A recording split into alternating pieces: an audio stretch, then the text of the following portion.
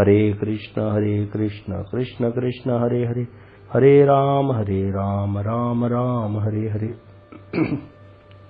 हरे कृष्णा। मैं सबसे पहले अपने गुरुपाद पद्म नित्यलीला प्रविष्टों विष्णुपाद स्तोत्र शशि श्रीमद् भक्ति विज्ञान भारती गोसाई महाराज जी एवं नित्यलीला प्रविष्टों विष्णुपाद स्तोत्र शशि श्रीमद् भक्ति श्री नारायण गोसाई महाराज जी के अभय चरण कमलों में दंडवत प्रणाम अर्पित करता हूँ। तत्पश्चात शिक्षा गुरुदेव पूज्यपाद परमेश्वरी प्रभु जी, पूज्यपाद बाबा महाराज, पूज्यपाद भक्तिविदान श्रीधर महाराज जी के चरणों में मेरा दंडवत प्रणाम। समस्त वैष्णव वृंद, भक्त वृंद, श्रोत्री वृंद, मातृवृंद सबके चरणों में मेरा यथा योग्य दंडवत प्रणाम। हम लोग चैतन्य भागवत की कथा का श्रवण कर रहे हैं, जिसमें वर्णन आया था कि महाप्रभु भगवान के गुणों का वर्णन चल रहा था कि भगवान को क्या कहा। सभी शास्त्रों में श्री कृष्ण को सबका सुहृद कहा है कि भगवान के लिए कोई द्वेष और उपेक्षा का पात्र नहीं है। लेकिन कहते भक्तों के लिए भगवान क्या करते हैं, अपनी निरपेक्षता और संतुष्टि का भी त्याग करते हैं और क्या बन जाते हैं, भक्त के पक्षपाती हो जाते हैं, भक्त का पक्ष ले लेते हैं। तो इसकी बहुत सारी एग्जाम्पल बताई थी हमने कि भगवान क्या है, कल्प वृक्ष उसमें बताया गया था। प्रभुपाद जी टीका में बता रहे हैं भगवान कल्प वृक्ष है। कल्प वृक्ष के पास जाकर जो जैसी भावना रखता है वह फल, वह उस वृक्ष उसको वही फल दे देता है। उसी प्रकार जो कोई भक्त जैसे भाव से भगवान का भजन करता है, भगवान भी उसको वैसा ही अभिष्ट फल प्रदान कर देते हैं। अगर कोई गलत भावना लेकर के जाता है तो उसको उसका उल्टा गलत फल ही उसको भोगना पड़ता है। इसीलिए भगवान के पास भक्ति ही मांगनी चाहिए और हृदय में बहुत ही सुहृद, सबका सुहृद होकर के तब जाकर के भगवान के पास जाकर प्रार्थना करनी चाहिए। अगर हृदय में द्वेष भरा हुआ है और अनेक प्रकार की हृदय में कामनाएं हैं तो भगवान का भजन करने में क्या होगी, बहुत ही ज्यादा बाद में जाकर उसका जो फल है वो अच्छा नहीं मिलेगा। इसीलिए बोला जाता है भैया बहुत ज्यादा साधु संग करो, साधु संग करो। साधु संग में ये जितनी भी कामनाएं, वासनाएं और द्वेष है ये धीरे धीरे कथा सुनते सुनते अपने आप नष्ट हो जाते हैं और हृदय में शुद्ध भक्ति का प्रादुर्भाव हो जाता है। अब बता रहे हैं कि भक्त का स्वभाव तो होता है श्री कृष्ण की सेवा करना और श्री कृष्ण की समस्त चेष्टाएं होती है अपने भक्तों के लिए, दोनों तरफ से है। हनुमान जी हर समय क्या चेष्टा करते हैं कि राम जी की सेवा कैसे करनी है, हर समय राम जी की सेवा के विषय में सोचते हैं। और राम जी क्या करते हैं, जितनी भी चेष्टाएं करते हैं वो हनुमान जी के लिए करेंगे। कहते हैं ना, दुनिया चले ना श्री राम के बिना, राम जी चले ना हनुमान के बिना। क्यों? क्योंकि भक्त का स्वभाव क्या है, भगवान की सेवा करना, और भगवान का क्या स्वभाव है, उनकी जितनी भी चेष्टाएं वो भक्तों के लिए होती हैं। तो इसीलिए यहाँ पे बता रहे हैं कोई और उद्देश्य होता ही नहीं है। भक्त भक्ति के प्रभाव से श्री कृष्ण को बेच भी सकता है। उसका प्रमाण द्वारिका के महलों में श्री सत्यभामा है। बता रहे हैं कि भक्त भक्ति के प्रभाव से क्या कर सकता है, भगवान को अपने वशीभूत कर लेता है, उनको बेच भी सकता है। द्वारका में सत्यभामा जी ने कृष्ण को बेच दिया था, नारद जी को संप्रदान कर दिया था पारिजात वृक्ष से बांधकर, जल से संकल्प करके, ऐसी कथा आती है भागवत में।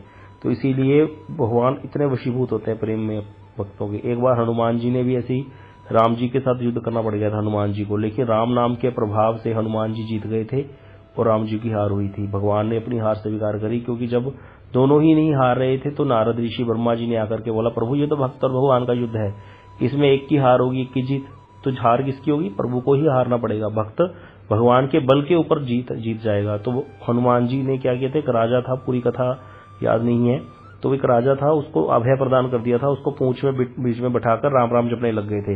राम जी तीर छोड़ रहे हैं, लेकिन राम जी के तीर ही राम नाम का वो यंत्र चल रहा था पूंछ के इर्द गिर्द हनुमान जी की, उसको वेद नहीं पा रहा था राम जी का तीर भी, क्योंकि राम नाम में इतनी शक्ति है।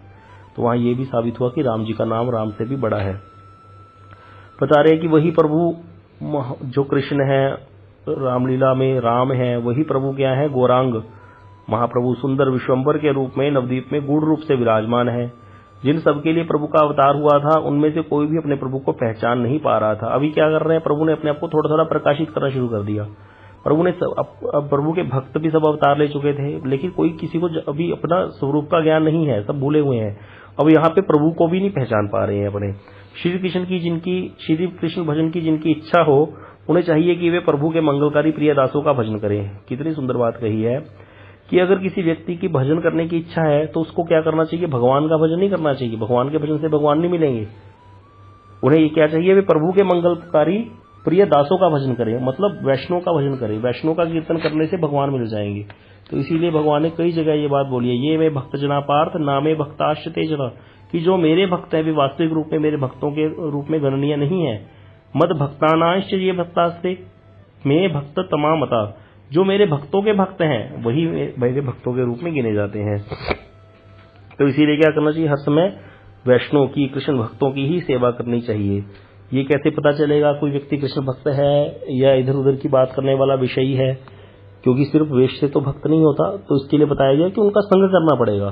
संग में रह करके पता चलता है कि वो टाइम कितना दे रहा है भजन को, कितना टाइम वो विषय वार्ता में दे रहा है। अगर 24 घंटे में से, प्रभुपाद जी बोलते थे ये बात कि मैं किसको गुरु बनाऊंगा, जो 24 घंटे के 24 घंटे कृष्ण को देता है उसको ही अपना गुरु बनाऊंगा। जो 24 घंटे में से 23 घंटे 59 मिनट और 59 सेकंड तो भगवान को देता है और 1 सेकंड नहीं देता तो उसको मैं अपना गुरु नहीं बनाऊंगा। इतनी बड़ी बात। तो इसीलिए क्या करना चाहिए, देखना चाहिए, हर समय तारतम्य करना चाहिए। हम जिनका संग करते हैं, जिनके संग में ज्यादा रहते हैं, देखना चाहिए क्या उनकी वृत्ति भगवान में है। उन जितने हम जिनके संग में हम आते हैं उन सब में देखना चाहिए कौन श्रेष्ठ है, कौन ज्यादा टाइम देता है कृष्ण को, कोई इन सब में से कौन ऐसा है जो भक्ति में, सत्संग में ज्यादा समय देता है, तो उसी का संग करना चाहिए। नहीं तो ऐसा कोई व्यक्ति जिसका हम संग कर रहे हैं बहुत ज्यादा, लेकिन वो भजन नहीं कर रहा, चाहे वो परिवार का व्यक्ति क्यों ना हो, तो उसका संग त्यागना चाहिए। इससे अच्छा है सो जाओ, एकांत में बैठकर कोई ग्रंथ पढ़ लो या फिर क्या करो, हरि नाम कर लो, लेकिन संग ना करो, सबसे बेस्ट है। नहीं तो वो जो संग है, विषयी व्यक्ति का संग है, वो हमें गिरा देगा संसार में। तो इसकी बात बहुत बार बार आती है, भक्त संग से ही भक्ति मिलेगी। बता रहे यही शिक्षा भगवान श्री गौरचंद्र ने स्वयं ही वैष्णव की सेवा करके सबको दी है। यहाँ महाप्रभु, टॉपिक कहाँ से शुरू हुआ था, महाप्रभु सबकी सेवा कर रहे हैं। किसी की धोती निचोड़ देते हैं, किसी को कुछ कर देते हैं सेवा में, किसी की डलिया उठा लेते हैं। तो बता रहे भगवान स्वयं सेवा करके वैष्णव की सबको शिक्षा दे रहे हैं। लज्जा को छोड़कर प्रभु डलिया उठाकर ले जाते हैं, धोती ले चलते हैं। यह देखकर वैष्णवजन संभ्रम से झटा आकर उनका हाथ पकड़ लेते हैं, क्योंकि सब वैष्णव बड़ा सम्मान करते हैं निमाई पंडित का, तो सबको बड़ा ही शर्म आती है और आकर हाथ पकड़ लेते हैं। अब भक्तवृंद विशंबर के विनय को देखकर उनको सर्वदा अकैतव आशीर्वाद देते रहते थे। श्री कृष्ण को भजो, श्री कृष्ण का स्मरण करो, श्री कृष्ण नाम सुनो, श्री कृष्ण हम सबके जीवन धन और प्राण हो, बोलो कृष्ण बोलो, कृष्ण के दास बनो। ऐसा कौन देते हैं, जो महाप्रभु भक्तों की सेवा करते थे। तो भक्त भी बड़े हृदय से, निर्मल हृदय से उनको आशीर्वाद देते थे, भगवान को भजो, कृष्ण का स्मरण करो, कृष्ण नाम ही सुनो, कृष्ण ही सबके जीवन है, धन है, प्राण है, सब कुछ कृष्ण ही है, उनके दासों के दास बनो। तुम्हारे हृदय में श्री कृष्ण का प्रकाश हो, श्री कृष्ण के अतिरिक्त तुमको और कुछ भी स्फुरन ना हो, तुम्हारे द्वारा हम सबके दुख दूर हों। ये क्यों कह रहे हैं, क्योंकि उनको पता है निमाई पंडित है और साथ में भक्त भी बन गया। अब कोई व्यक्ति पंडित हो और भक्ति के उसके अंदर लक्षण आ जाए तो फिर क्या होगा। अगर कोई पाखंडी विधर्मी आकर के भक्ति का खंडन करेगा तो जो पंडित है, शास्त्रों को जानने वाला भी है, तो वो उसका खंडन कर देगा। अब यहाँ पे जो कुछ भक्त भोले वाले रहते हैं बेचारे, उनको ज्यादा पता नहीं है, तो वो उन पखंडियों की बातों से बड़े मर्माहत हो जाते थे। अब इसीलिए बार बार कह रहे हैं कि तुम्हारे द्वारा हम सबके दुख दूर हों। भक्तों को दुख क्या है, भक्तों को अपना कोई दुख नहीं है यहाँ पर कि उनका दुख क्या दूर होगा, कि उनको कोई पैसा चाहिए या कुछ सम्मान चाहिए, नहीं। भक्तों का यहाँ पे कष्ट क्या है, नवद्वीप में रहने वाले जो भक्त थे, कि वहां पे जो पखंडी लोग रहते, जो कृष्ण भजन नहीं करते थे, वो इनको कृष्ण भजन करते हुए बाधा देते थे, बहुत ज्यादा परेशान करते थे। यही उनका दुख था कि कृष्ण भजन में बाधा होती है। अगर कोई व्यक्ति आकर के ऐसे किसी व्यक्ति का मुख दिख जाए, जिससे क्या होता है, मन में उसी की कथा चल पड़ती है, तो उसका दुख, उससे क्या होता है, हृदय में दुख होता है। तो उसका नाश करने के लिए, उन व्यक्तियों का नाश करने, उन पाखंडियों का, उन विधर्मियों का नाश करने के लिए भक्त लोग महाप्रभु को देख करके बड़े सुखी हो रहे हैं कि अब विश्वम्बर भक्ति करने लग गया। अब क्या होगा, पाखंडियों का जो मान मर्दन हो जाएगा, हम सबके दुख दूर हो जाएंगे। जो अधम लोग आज कीर्तन की हंसी उड़ाते हैं, तुम्हारे द्वारा वे सब श्री कृष्ण के रस में डूब जाएं। कहते हैं अरे देखो कितनी चिंता कर रहे हैं भक्त लोग, जो पहले कीर्तन की हंसी उड़ाते हैं तो उनको तंग करते होंगे भक्तों को, पक्की बात है ये तो, लेकिन फिर भी उनके बारे में ये नहीं बोल रहे कि उनका नाश बोलते हैं। वो भी तुम्हारे प्रभाव से तुम उनको भक्ति में लगा करके कृष्ण रस में डुबो देना, मतलब इतनी भक्तों के अंदर दया होती है। कह रहे सबको कृष्ण रस में डूब जाए, ऐसा हम आशीर्वाद देते हैं। जैसे तुमने शास्त्रार्थ में संसार को जीत लिया है, वैसे ही अब श्री कृष्ण का भजन करके पाखंडियों का संहार करो। बता रहे हैं कि तुम्हारे जैसा निमाई पंडित, अरे पूरे जहां जिनका डंका बजता था, जिन्होंने इतना बड़ा केशव भारती जैसा, केशव कश्मीरी जैसा एक पंडित आया था, पूरी दिग्विजय करके उसको भी हरा दिया था, ऐसे शास्त्रार्थ में संसार को जीतने वाले महाप्रभु को बोल रहे हैं कि अब कृष्ण भजन करके भी पाखंडियों का संहार कर दो, क्योंकि तुम्हारी कृपा से हम सब भी प्रेम में विवल होकर सुख से श्री कृष्ण गा कर नाचेंगे। ऐसा कह के भक्तगण आशीर्वाद देते हैं। भक्तगण प्रभु के श्री अंग पर हाथ रखकर आशीर्वाद देते थे और अपना दुख निवेदन करते हुए कहते थे, वत्स, इस नवद्वीप में जितने भी अध्यापक हैं वे सब श्री कृष्ण की भक्ति का बखान करते समय बक बन जाते हैं, मतलब चुप कर जाते हैं, कुछ बोलते नहीं है। इस नवद्वीप में ना जाने कितने बड़े बड़े सन्यासी, तपस्वी और ज्ञानी जन है। नवद्वीप में बहुत पंडित थे, पढ़े लिखे, लेकिन उनको शास्त्रों का असली अर्थ भक्ति है ये नहीं पता था। तो कह रहे थे हे वत्स, कोई भी श्री कृष्ण कीर्तन का वर्णन ही नहीं करते। बड़े बड़े ज्ञानी हैं, तपस्वी हैं, सन्यासी हैं, लेकिन कृष्ण कीर्तन का वर्णन नहीं करते हैं। यद्यपि कलयुग का सार क्या है? भगवान का नाम, भगवान का कीर्तन। व्याख्या तो कोई करता ही नहीं, उल्टी सदा उसकी निंदा ही करते रहते हैं। यज्ञ की व्याख्या करेंगे, ज्ञान की व्याख्या करेंगे, लेकिन कृष्ण भक्ति की व्याख्या नहीं करेंगे। जितने पापिष्ट श्रोता हैं उनको सुनने वाले बोले, जो उनकी सुनते हैं उनकी बात, वो भी सब कोई उनके स्वर में स्वर मिलाते रहते हैं, हाँ हाँ हाँ ये बात है, ये बात है। और हम सबको तो कोई तिनके के समान भी नहीं समझता है। अब भक्तों बेचारे कहते हैं, भक्त तो बेचारे सीधे होते हैं, कुछ कहते नहीं, प्रतिकार नहीं करते, बोले हमको कोई कुछ समझता नहीं है तिनके के समान भी। बस इस संताप से हे वत्स हम सबके शरीर जल रहे हैं। यही दुख है भक्तों का कि वो लोग अपनी गलत बात को स्थापित कर जाते हैं और हमारे पास असली सच्ची बात है, हम उसको भी रख नहीं पाते। लेकिन तुम अब आ गए हो तो तुम उस सही बात को रख पाओगे। तो इसलिए कहते हैं इस संताप से हम सबके शरीर जल रहे हैं। हाय, श्री कृष्ण कीर्तन का प्रचार कहीं भी सुनाई नहीं पड़ता है, परंतु अब श्री कृष्ण हम सब पर प्रसन्न हुए हैं कि जो तुमको इस पथ में प्रवेश करवाया है, कि तुम्हें भक्त बना दिया भगवान ने। अभी महाप्रभु को तो पहचान नहीं रहे ना, वो तो भक्ति समझ रहे हैं। हम अपने मन में यह निश्चय समझ गए हैं कि तुम्हारे द्वारा पखंडियों का अवश्य ही नाश होगा। तुम कृष्ण नाम कहते हुए चिरंजीवी हो, तुम्हारे द्वारा श्री कृष्ण के गुणग्राम का प्रकाश हो। कह रहे हैं कि हम पक्का मन में आ गया अब हमारे कि तुम्हारे द्वारा पखंडियों का नाश होगा ही होगा, और चिरंजीवी का आशीर्वाद देते हैं भगवान को। कहते तुम्हारे द्वारा भगवान के गुणों का प्रकाश होगा, ऐसा। तो इसीलिए बताया कि यहाँ पर अकैतव किसको बोला गया कि कृष्ण की सेवा के अतिरिक्त जितनी भी इच्छाएं हैं, धर्म अर्थ काम मोक्ष, ये सब क्या है? कपट है। इस कपट धर्म का त्याग करना पड़ेगा। कृष्ण प्रेम ही उद्देश्य होना चाहिए। हम लोग माला कर रहे हैं, भजन कर रहे हैं, भैया पूछे कोई क्यों कर रहे हो? वृंदावन आ रहे हो क्यों आ रहे हो? साधु सेवा कर रहे हो क्यों कर रहे हो? इतनी तिथियों का पालन कर रहे हो क्यों कर रहे हो? क्योंकि हमें कृष्ण प्रेम मिल जाए। अगर इसके विपरीत कृष्ण प्रेम के अतिरिक्त अन्य कुछ लक्ष्य हो गया हृदय में, कृष्ण भक्ति के अतिरिक्त, कृष्ण प्रेम के अतिरिक्त, कृष्ण सेवा के अतिरिक्त, तो वो फिर सब नाश ही नाश है। इसीलिए कृष्ण प्रेम उद्देश्य रख करके कोई भी कार्य करना चाहिए। अगर हम कोई भी कार्य कर रहे हैं उससे देखना चाहिए कि क्या इससे मेरा कृष्ण प्रेम साधित होगा। अगर नहीं साधित होगा तो उस कार्य को छोड़ दो, उसमें अपना आवेश मत दो, उसे अपना समय मत दो। इतना आप हमारे पास अमूल्य समय क्यों नियोजित करना उसको उस समय काम में। इसीलिए हर समय कीर्तन का, कथा का, माला का, सत्संग का उद्देश्य क्या होना चाहिए? कृष्ण सेवा, कृष्ण प्रेम। जब कृष्ण प्रेम जागृत हो जाए, कृष्ण सेवा अपने आप ही करेंगे। प्रेम सेवा को प्रकाशित करता है अपने आप। सेवा क्या दिखाती है? लक्षण है, सेवा दिखाती है प्रेम को। कोई व्यक्ति किसी की सेवा कर रहा है तो अर्थात उसका प्रेम है। माता पुत्र की सेवा करती है, पति पत्नी की सेवा करती है, तो क्यों करती है? क्योंकि उसका प्रेम है उसमें। इसी प्रकार जब हमारा प्रेम हो जाएगा भगवान से तो हम भी सेवा करेंगे, संबंध जान करके सेवा करेंगे। अभी तो संबंध नहीं है, इसीलिए तो सेवा जो हो रही है वो ऊपर ऊपर से हो रही है। तो यहां बता रहे कि भक्तों के आशीर्वाद को प्रभु ने अपने मस्तक पर धारण कर लिया, क्योंकि भक्तों के आशीर्वाद से ही श्री कृष्ण में भक्ति होती है। प्रभु श्री विश्वम्भर ने भक्तों के दुख को सुनकर अपने को शीघ्र ही प्रकट कर देने की इच्छा की। अब प्रभु के मन में आया, अरे भक्त इतने दुखी हैं, अब मैं अपने आप को जल्दी ही प्रकट कर दूंगा। प्रभु मन में सोच रहे हैं। प्रभु ने कहा, आप सब लोग श्री कृष्ण के प्यारे हैं, आप लोग जो कुछ कह रहे हैं वह निश्चय ही होगा। तो महाप्रभु को कहते हैं कि आप लोग जो कुछ कह रहे हैं वह निश्चय ही होगा। मेरे जीवन को धन्य है जो आप लोग मेरे लिए ऐसी मंगल कामनाएं कर रहे हैं। आप लोग यदि कृष्ण कीर्तन अथवा कृष्ण गुणानुवाद करें तो काल भी आपको ग्रसित या आक्रांत नहीं कर सकता है। फिर तुच्छ पापी पाषंडियों के दल की तो बात ही क्या है। आप लोग जाकर आनंद से श्री कृष्ण का कीर्तन करें। कौन कह रहे हैं? महाप्रभु कह रहे हैं कि आप क्या करो, कृष्ण कीर्तन करो, आपकी सारी जो जितनी भी आपके दुख हैं वो दूर हो जाएंगे। तुच्छ पापी पाखंडी तुच्छ हैं, इनका ये दल आपका क्या कर लेगा। इस प्रकार से महाप्रभु सबको आश्वासन दे रहे हैं कि आप किसी भी प्रकार की चिंता मत करो। अब यहाँ पर गौड़ीय भाष्य में कृष्ण कीर्तन का बताया गया कि कृष्ण कीर्तन करने वाले को सब प्रकार की भय से मुक्ति हो जाती है। माता देवहूति के प्रति भगवान कपिल देव कहते हैं कि हे माँ, मैं जिनका पुत्र हूँ, मैं जो मुझे अपना प्रिय आत्मा मानता है, पुत्र मानता है, सखा मानता है, गुरु मानता है, सुहृद मानता है और देव तुल्य पूज्य मानता है, वह मेरे प्रायण भक्तजन कभी भी सुख भोगहीन नहीं होते हैं, अर्थात वो बड़े सुख भोगते हैं, अर्थात अपने भक्ति मार्ग से कभी भी भ्रष्ट नहीं होते हैं। इसीलिए मेरा काल चक्र उनका लेखन, चाटन, स्पर्शन या ग्रास करने में समर्थ नहीं है। मतलब काल किसको ग्रसता है? जो भक्ति नहीं करते। जो भक्ति करते काल उनका बाल भी बांका नहीं कर सकता। यहाँ पर जो देवभूति माता को भगवान कपिल देव कह रहे हैं।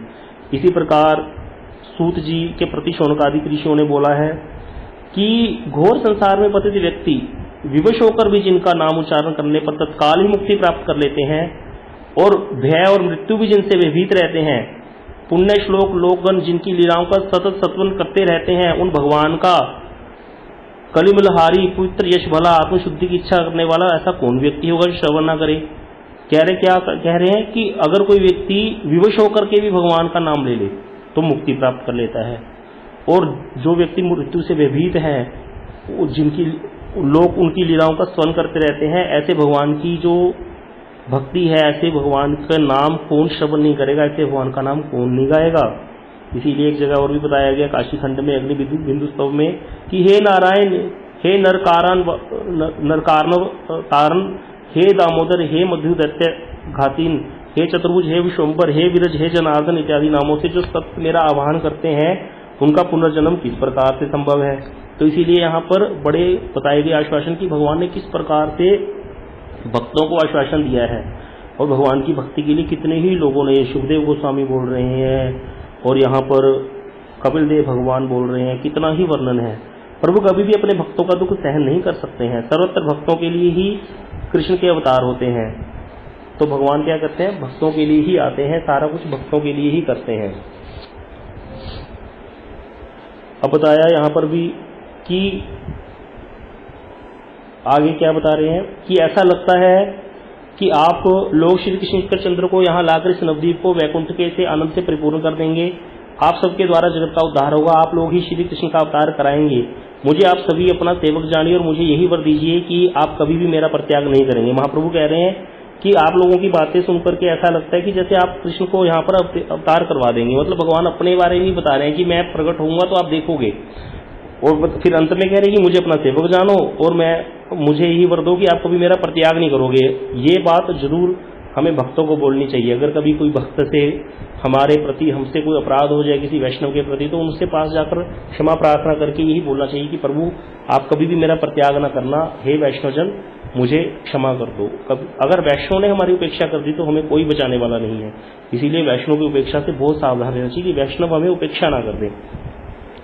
श्री विश्वम्भर ने सब भक्तों की चरण धूलि को धारण किया और उन सभी ने उन्हें अनेक आशीर्वाद दिए। भगवान ने क्या किया, भगवान चरणों की धूलि को धारण करें भक्तों की और आशीर्वाद दिए सबने। गंगा स्नान करके सब भक्त अपने अपने घर को चल दिए और प्रभु भी मन में कुछ हंसते हुए घर को चले आए। प्रभु मन में क्यों हंस रहे हैं, इसीलिए हंस रहे हैं कि भक्तों की जो भोलापन है, भक्तों की भक्ति देख करके। और क्या कर रहे हैं, जैसे भक्त आशीर्वाद दे रहे हैं, अभी देख रहे हैं ना प्रभु कि अभी जब मैं अपने आप को प्रकाशित करूंगा तो ये सब मेरे चरणों में आ करके फिर गिरेंगे। तो इसीलिए अभी तो भक्तों को पता नहीं है ना ये भगवान है, इसीलिए मन में हंसते हुए से घर चले गए भगवान अपने भक्तों के दुख को सुनकर प्रभु का पाखंडियों के प्रति क्रोध बहुत बढ़ गया। अब प्रभु पाखंडियों के बारे में चिंता करने लगे, क्योंकि भगवान सामने तो ऐसे दिखाया पाखंडी क्या है, लेकिन भक्त का छोटा सा भी दुख हृदय में बहुत बड़ा लेकर के लेते हैं भगवान। इसीलिए यहाँ पर जब महाप्रभु घर पे आए तो उसी चीज को बार बार दिमाग में ला रहे हैं। तो कह रहे हैं मैं सब पाखंडियों का संहार कर डालूंगा, ऐसा कहते हुए हुंकार करने लगे और बारंबार कहने लगे मैं वही हूँ, मैं वही हूँ। वे क्षण में हंसते, क्षण में रोते और क्षण में मूर्छित हो जाते और फिर कभी विष्णु प्रिया को देखकर उन्हें मारने जाते, क्योंकि भगवान आवेश में है। इस प्रकार प्रभु को वैष्णव आवेश हो गया। परंतु श्री शची माता इस बात को ना समझकर कोई व्याधि विषय समझने लगी। अब शची मैया को तो कुछ समझ नहीं आ रहा भगवान के ये जो आवेश आ रहा है, महाप्रभु के अंदर वैष्णव आवेश आ रहा है, तो इसीलिए वो समझने लगी कोई महाप्रभु को कोई रोग आ गया है। शची माता अपने स्नेह के अतिरिक्त और कुछ भी नहीं जानती थी और सबसे श्री विश्वम्भर के व्यवहार के बारे में बतलाती हुई कहती थी कि विधाता ने मेरे स्वामी को तो ले लिया, कई पुत्रों को भी ले लिया, अब एक ही शेष रह गया है, उसकी भी ना जाने यह कैसी मति हो गई है, कुछ समझ में नहीं आता। वह क्षण में हंसता है, क्षण में रोता है और क्षण में मूर्छित हो जाता है। वह अपने आप मन ही मन ना जाने क्या क्या बातें करता रहता है और कभी पखंडियों का सिर काट डालूंगा ऐसा कह उठता है, कभी वह वृक्ष की ऊंची डाली पर जा बैठता है और कभी आंखें बंद करके पृथ्वी पर गिर पड़ता है, कभी किटकिटाकर दांत पीसता है और ताल ठोकता है और पृथ्वी पर लोटपोट हो जाता है, तब मुख से कोई शब्द नहीं निकलता है। साधारण लोगों में श्री कृष्ण प्रेम के ऐसे विकार देखने सुनने को नहीं मिलते थे, इसीलिए वे उसे वायु रोग समझकर विश्वम्भर को बांध कर रखने के लिए कहते थे। अब माता क्या कहती है, शची माता सबको ऐसे बोलती थी कि जो महाप्रभु में ये प्रेम के विकार आते थे सबको जो शची मैया वो बोलती थी कि ऐसे ऐसे करता है, ऐसे ऐसे बोलता है। तो लोगों को तो समझ नहीं आता था, उनको तो पता नहीं कृष्ण भक्ति में कैसे विकार आते हैं, इसीलिए वो क्या बोलते थे, इसको वायु हो गई है, वायु बढ़ने से ऐसे होता है शरीर में। व्यक्ति इसको सन्निपात बोलते हैं, जब वात पित्त कफ बढ़ जाता है तो सन्निपात हो जाता है, वो कुछ अटपटी सी बातें करते हैं व्यक्ति फिर, तो इसीलिए लोग बोलते थे इसको वायु बढ़ गई है शरीर में, इसीलिए ऐसे करता है। शची माता से सुन सुनकर लोग विशंबर को देखने के लिए जाते और वे भी वायु रोग समझकर हंसते हुए वहां से भाग आते। क्या महाप्रभु देखते ना, महाप्रभु ऐसे हरकतें करें, कभी किसी को मारने को दौड़ते हैं तो हंसते हुए बाहर आ जाते और बोलते इसको तो वायु हो गई है। शची माता शीघ्रता से पुत्र के पीछे दौड़ती उन्हें पकड़कर ले आती, माता जाके पकड़ के वापस ले आती। देखने वाले कहते इस पर पुरानी वायु के रोग ने आक्रमण किया है। कोई शरीर में पुरानी वायु होती है तो वो आक्रमण करे तो बहुत भयंकर हो जाती है, उससे दिमाग पूरा ही खत्म हो जाता है, तो इसीलिए लोग बोलते हैं इस पर किसी पुरानी वायु के रोग ने आक्रमण किया है। कोई कहता ठकुरानी तुम तो बड़ी अबोध हो, अब और अधिक इसके बारे में क्यों पूछती फिरती हो, पुरानी वायु शरीर में फिर से उभर आई है, इसके तो दोनों पांव बांधकर घर में रोक कर रखो, इसे तब तक हरे नारियल का जल पिलाती रहो जब तक यह उन्माद वायु शमित ना हो जाए। फिर कोई कहता अरे इस रोग में छोटी छोटी दवाइयों से काम नहीं चलेगा, शिवाघृत के प्रयोग से ही वायु दूर हो सकती है, साथ में सिर पर पाक तेल की मालिश करके स्नान कराया करो। यह उपचार तब तक करो जब तक वायु का जोर रहे और बुद्धि ठीक ना हो जाए। इस प्रकार से सब लोग अलग अलग सलाह देते थे कि कोई कोई दवाई बताता, कोई कुछ बताता। अब जगन माता शची देवी परम उदार हैं, जिनके मुख से जो सुनती उसी की चर्चा करने लगती हैं। चिंता से व्याकुल रहने के कारण उन्हें कुछ सोचता ही नहीं। तन मन वचन से वे श्री गोविंद की शरणापन्न हो गई। उन्होंने श्रीवास आदि सब वैष्णव के पास आदमी भेज कर उनसे यह वृतांत निवेदन किया। श्रीवास जी को बुलाया गया कि ऐसे एक दिन श्रीवास पंडित वहां आए, प्रभु ने उठकर मर्यादा पूर्वक उन्हें नमस्कार किया। ये बड़ा ही सुंदर प्रसंग है, इसको सुने, अच्छे से सुनिएगा। कहते श्रीवास पंडित को बुलाया, महाप्रभु ने आकर उनको प्रणाम किया। भक्त को देखते ही प्रभु ने में भक्ति भाव उमड़ पड़ा और प्रेम जनित रोमांच अश्रुकंप प्रकट होने लग गए शरीर में महाप्रभु के। जैसे ही उन्होंने श्रीवास जी को देखा, उस समय प्रभु तुलसी की परिक्रमा कर रहे थे। तुलसी जी की परिक्रमा करते करते भक्त को देखकर तुम तो मूर्छित होकर गिर पड़े। कुछ ही क्षण में बाह्य ज्ञान होने पर क्रंदन करने लगे, शरीर जोर जोर से कांपने लगा और स्थिर न रह सके महाप्रभु। अब ये सारे विकार महाप्रभु के कौन देख रहे हैं? श्रीवास जी देख रहे हैं दूर से खड़े। यह अद्भुत दृश्य देखकर श्रीवास जी मनी मन विचार करने लगे कि यह तो महाभक्ति योग है। कौन व्यक्ति से वायु का रोग कहता है? इसके अंदर तो भक्ति के विकार आ गए हैं। और बाह्य दशा प्राप्त हुई जब महाप्रभु को, तो महाप्रभु ने श्रीवास पंडित जी से पूछा हाथ पकड़ करके, पंडित जी आप मेरी स्थिति को क्या समझते हैं? आप क्या कहते हो मुझे क्या हुआ है? कुछ लोग तो इसे महावायु रोग बतलाकर मुझे बांध रखने के लिए कहते हैं, परंतु पंडित जी आपके हृदय में मेरे बारे में क्या विचार है? आप क्या कहते हो कि मुझे क्या हुआ है? अब श्रीवास जी हंसते हुए कहने लगे, बड़ी अच्छी वायु है, तुम्हारी जैसी वायु मैं भी चाहता हूं। अरे तुम्हें जो कहते हैं ना तुम्हें वायु हो गई है, मैं तो कहता हूं बड़ी अच्छी वायु है, ये वायु मुझे भी हो जाए। तुम्हारे शरीर में तो मुझे महान भक्ति योग दिखाई देता है, तुम्हारे ऊपर तो श्री कृष्ण का अनुग्रह हुआ है। कौन कह रहे हैं? श्रीवास जी कह रहे हैं। श्रीवास के मुख से इतना सुनते ही प्रभु ने प्रसन्न होकर उनका आलिंगनबद्ध कर लिया। महाप्रभु ने उनको गले से लगा लिया, बोले सब लोग तो इसे वायु रोग बतलाते हैं, एक आपने ही मुझे आश्वासन प्रदान किया है जिससे आज मैं बड़ा कृतकृत्य हो गया हूं। यदि आप भी इसे वायु बताते तो आज अवश्य ही मैं गंगा में प्रवेश कर जाता। महाप्रभु क्या कह रहे हैं कि अगर आप बोल देते ना कि ये वायु है तो मैं गंगा में प्रवेश कर जाता। उसके बाद ये जो महाप्रभु ने कहा ना कि मैं गंगा में प्रवेश कर जाता, ये एक भक्त के प्रति महाप्रभु का विश्वास दिखा रहे हैं। महाप्रभु ने कहा कि आप भक्त हो, आपने कह दिया, अब मैंने मान लिया, अगर आप भी कह देते मुझे वायु है तो मैं गंगा में प्रवेश कर जाता। श्रीवास पंडित ने कहा तुम्हारा जो है भक्ति योग है, इस कृष्ण प्रेमोन्माद रूप रोग को भोगने की लालसा तो ब्रह्मा शिव सनकादिक भी करते रहते हैं, कि जो तुम्हारे अंदर ये विकार आ रहे हैं, ऐसे विकार तो चाहते हैं कि ब्रह्मा शिव आदि भी चाहते हैं, सनकादिक ऋषि भी चाहते हैं, हम भी कृष्ण प्रेम में ऐसी मत्त होकर के नाचें, हम भी ऐसे अपने आप को भूल जाएं, हम सब एक स्थान पर एकत्रित होकर कीर्तन करेंगे, चाहे सारे पाखंडी पापीजन जो कुछ भी क्यों ना कहें। अब ये श्रीवास जी उनको कह रहे हैं, महाप्रभु कह रहे हैं कि हम लोग इकट्ठे होकर के कीर्तन किया करेंगे। अब यहाँ पर कीर्तन का जो आज से नींव रख दी कि कीर्तन हुआ करेगा भाई। श्रीवास शची माता से बोले कि अब आप अपने चित्त के सब दुखों को दूर कर दीजिए। मैं आपसे कहता हूं कि यह वायु नहीं है, यह तो कृष्ण भक्ति है। इस बात को आप लोग क्यों समझ नहीं सकते हैं? यदि आप श्री कृष्ण के अनेक रहस्यों को देखना चाहती हैं तो बाहर के लोगों से इस विषय में कुछ भी मत कहना। अब यहाँ पर श्रीवास पंडित जी शची माता को सावधान कर रहे हैं कि किसी से ज्यादा बात मत कीजिए। बार बार निमाई की जो ये आपको लग रहा है कि ये रोग हो गया है, कोई व्याधि है, तो इस तरह से बात किसी से मत कीजिए। अगर आप चाहते हो कि कृष्ण भक्ति में और क्या क्या होता है, ऐसे रहस्य जो प्रकट नहीं है, शास्त्र में तो हर बात नहीं लिखी जा सकती, तो इसीलिए अब कृष्ण भक्ति के अंदर क्या क्या होता है, क्या रहस्य हैं, वो जो प्रकट होंगे, अगर आप देखना चाहते हो तो इस विषय में किसी को मत कहिएगा। इतना कहकर श्री व्यास जी अपने घर को चले गए और शची माता के हृदय में भी वायु रोग होने का जो भ्रम था, वो ज्ञान जो था, इस प्रकार का भ्रम दूर हो गया। अब शची माता फिर भी हृदय में एक दूसरा दुख और एक और भय उपस्थित हो गया। अब यहाँ पे माता को ये पता चल गया ये तो कृष्ण भक्ति करता है, पहले विश्वम्भर भी कृष्ण भक्ति करता था, मेरा बड़ा पुत्र वो भी घर छोड़ के चला गया। और तो यहाँ माता के हृदय में दूसरा दुख आ गया, एक भय उपस्थित हो गया, दूसरा डर कि पुत्र पीछे कहीं घर को छोड़कर बाहर ना चला जाए। इस प्रकार जो है शची माता एक दूसरे दुख में निमग्न हो गई। और इधर महाप्रभु विश्वम्भर अपनी लीला में मगन है। यदि वे कृपा करके अपने आप को प्रकट ना करें तो कौन उनको जान सकता है। बिल्कुल जाने तो जय दे जनाई, माँ भगवान को वही जान सकता है जिसको वो जना दे, नहीं तो भगवान को कोई नहीं जान सकता। ब्रह्मा जी ने भी कहा है, मनसा वपुषा वाचा वैभव तब अगोचरम, भगवान का वैभव मन से वाणी, और ये सब वाणी के अगोचर है, मन के अगोचर है। भगवान के हर चीज कोई जान नहीं सकता भगवान को अपनी इच्छा से, अगर भगवान जनाना चाहे तो जान सकता है। अब बता रहे हैं कि एक दिन गदाधर को साथ लेकर प्रभु बड़ी ही उमंग से श्री अद्वैत के दर्शनों के लिए गए।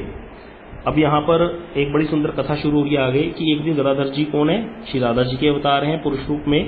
गदाधर जी को साथ लेकर, गदाधर जी कौन है, ये राधा जी के अवतार हैं, लेकिन महाप्रभु की लीला में ये नवद्वीप में ही रहते थे, महाप्रभु के सहपाठी थे, बचपन में महाप्रभु के बचपन से संगी थे, लेकिन ये भक्त थे बचपन से ही, और महाप्रभु उदंड थे, तो इसीलिए महाप्रभु गदाधर जी को बड़ा तंग करते थे। और गदाधर जो पंडित है ये कभी कभी नाराज भी हो जाते थे महाप्रभु से। एक बार महाप्रभु ने इनको स्कूल में किसी बात से तंग किया पाठशाला में, तो इसीलिए ये घर ही नहीं गए, इतना मान करके बैठ गए जैसे राधा जी मान करती हैं, इतने नाराज हो गए घर नहीं गए। तो शाम को इनकी मैया घर पे आई, शची माता की बोली कि आज गदाधर घर नहीं आया, क्या बात हुई, पूछो निमाई से, कुछ बात तो नहीं हुई। तो वहां पर जो शची मैया है निमाई को पूछती है, तो निमाई कहते हैं हाँ मैं जाकर देख किया। तो फिर महाप्रभु को याद आता है आज तो मैंने उसको बहुत तंग किया था क्लास में। फिर महाप्रभु जाकर देखते हैं तो वहाँ गंगा जी के किनारे एक जगह बैठे थे। फिर महाप्रभु उनको मनाते हैं और अपने साथ लेकर के अपने घर में आकर सुला लेते हैं साथ में ही। तो इस प्रकार से गदाधर पंडित जी की महाप्रभु के साथ बड़ी ही घनिष्ठता थी और बड़ा ही प्रेम था, लेकिन ये बचपन से ही भक्त थे। और वहां प्रभु गदाधर जी को साथ लेकर अद्वैताचार्य जी के घर में गए हैं। वहां जाकर श्री विश्वम्भर और गदाधर ने देखा कि अद्वैताचार्य जी क्या कर रहे हैं, जल और तुलसी के द्वारा पूजा कर रहे हैं और दोनों भुजाएं उठाकर हरि हरि बोल रहे हैं। अपने आप को भूलकर वे कभी हंसते हैं, कभी रोते हैं, कभी महामत्त सिंह की भांति हुंकार करते हैं। उनके क्रोध को देखने पर वे महारुद्र के अवतार जैसे लगते हैं। गदाधर पंडित है कौन, ये अद्वैताचार्य है कौन, ये रुद्र और महाविष्णु के मिलित तनु हैं, तो इसीलिए रुद्र भी लगते हैं देखने में जब हुंकार करते हैं। अब बता रहे हैं श्री अद्वैत को देखने मात्र से ही प्रभु विश्वम्भर मूर्छित होकर पृथ्वी पर गिर पड़े। अब महाप्रभु क्या हुआ, जैसे ही देखा अपने भक्त को, क्योंकि अद्वैताचार्य जी का बहुत मेजर रोल है महाप्रभु को लाने के लिए, इन्होंने ही महाप्रभु का अवतार कराया है अद्वैताचार्य जी ने, जो महाविष्णु जी हैं। तो इसीलिए अपने भक्त को देखते ही प्रभु गिर पड़े मूर्छित होकर, और भक्ति योग के प्रभाव से अद्वैताचार्य जी सब कुछ जान गए कि ये मेरे प्राणनाथ हैं वही वाले। वे मन ही मन सोचने लगे कि इतने दिनों तक यह चोर यहाँ चोरी करता रहा, क्यों, क्योंकि भगवान तो यहीं पे थे निमाई के रूप में, लेकिन अद्वैताचार्य जी उनको पहचान नहीं पा रहे थे। भगवान ने अपने आप को प्रकाशित ही नहीं किया था, उनकी इच्छा के बिना उनको जान नहीं सकता। तो बोले इतने दिन तक यह चोर यहाँ चोरी करता रहा, परंतु आज यह कहाँ जाएगा, अद्वैत के निकट की चोरी नहीं चलेगी, मैं यहीं पर इस चोर के ऊपर चोरी करूंगा। तब चोरी का उपयुक्त समय देखकर अद्वैताचार्य ने क्या किया, अद्वैताचार्य जी ने अपने आप ही पूजा की सामग्री लेकर नीचे उतर आए, ऊपर बैठे थे, और चैतन्य महाप्रभु के चरणों में पूजा पाद्य अर्घ आचमन आदि वहीं पर सारी चढ़ा दी। महाप्रभु के चरणों की पूजा की, श्री चरणों के ऊपर गंध और पुष्प चढ़ाकर धूप दीप लेकर के श्लोक को पढ़ते हुए नमस्कार करने लगे। और इधर गदाधर पंडित जो साथ में आए हुए हैं महाप्रभु के सहपाठी, ये देख देख कर बड़े परेशान हो रहे कि अद्वैताचार्य इतने बड़े आचार्य जो विश्वम्भर जी को पढ़ाते थे, इतने बड़े बड़े जिन्होंने पढ़ा करके भेज दिए, वो इनकी एक बच्चे की ऐसे पूजा क्यों कर रहे हैं। तो अद्वैताचार्य जी क्या कर रहे हैं, एक श्लोक को पढ़ करके महाप्रभु की स्तुति कर रहे हैं। तो यहाँ पर महाप्रभु ने तो अपने आप को छुपाया हुआ था, लेकिन गदाधर पंडित जो हैं वो तो भगवान को पहचान गए। तो यहाँ पर बड़ा सुंदर श्लोक है, नमो ब्रह्मण्य देवाय गुरु ब्राह्मण हिताय च जगत हिताय कृष्णाय गोविंदाय नमो नमः। इस श्लोक की व्याख्या और इससे आगे क्या कथा हुई हम अगली बार चर्चा करेंगे। वांछा कल्पतरुभ्यश्च कृपा सिंधुभ्यश्च पतितानां पावनेभ्यो वैष्णवेभ्यो नमः।